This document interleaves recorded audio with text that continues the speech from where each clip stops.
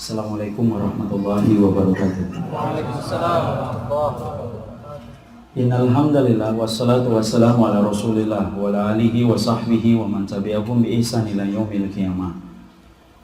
Jamaah yang semoga Allah rahmati dan Allah berkahi, tentunya kita bersyukur kepada Allah karena sesungguhnya kondisi hati yang paling mulia adalah ketika kita bersyukur atas seluruh kenikmatan yang Allah telah berikan dan Allah curahkan kepada kita. Tentunya yang kita syukuri semata-mata bukan karena urusan pangan, bukan karena hanya urusan sandang dan papan, tetapi yang senantiasa kita syukuri adalah ketika kita diberikan oleh Allah kenikmatan-kenikmatan yang bersifat membangun kehidupan kita di akhirat kelak nanti. Karena sesungguhnya sebanyak apapun Allah memberikan kenikmatan dunia kepada antum, maka sesungguhnya dunia itu akan kita tinggalkan dan menjadi hisab untuk diri kita. Tetapi siapapun mereka yang diberikan oleh Allah kenikmatan-kenikmatan yang bersifat ukhrawi, kenikmatan itu akan bermanfaat menembus kehidupan barzah dan bermanfaat dalam kehidupan kita kelak di akhirat.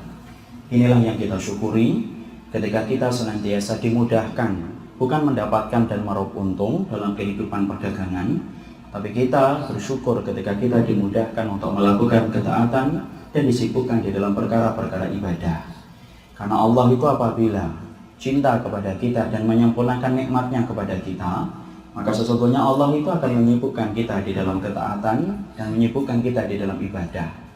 Sebagaimana sebaliknya apabila Allah itu benci sama kita, murka sama seorang hamba, maka Allah itu akan menyibukkan manusia itu di dalam perkara kemaksiatan dan perkara-perkara yang tidak bermanfaat untuk urusan dunia dan akhiratnya.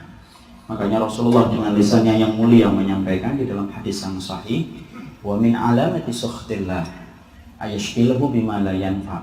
Allah itu kalau sudah tidak senang sama manusia, Allah sudah murka kepada seorang hamba karena berlapis-lapis dosa dan kemaksiatan yang dia kerjakan, Allah akan sibukkan manusia itu dalam perkara-perkara yang tidak bermanfaat dalam kehidupan dunia dan akhiratnya.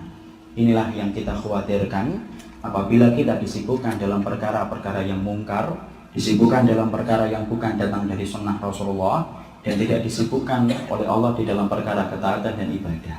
Makanya barang siapa mereka yang disibukkan di dalam ketaatan dan ibadah, inilah yang kita syukuri sebagai bentuk atas kemudahan ketika Allah memudahkan itu terjadi dan terwujud dalam kehidupan kita.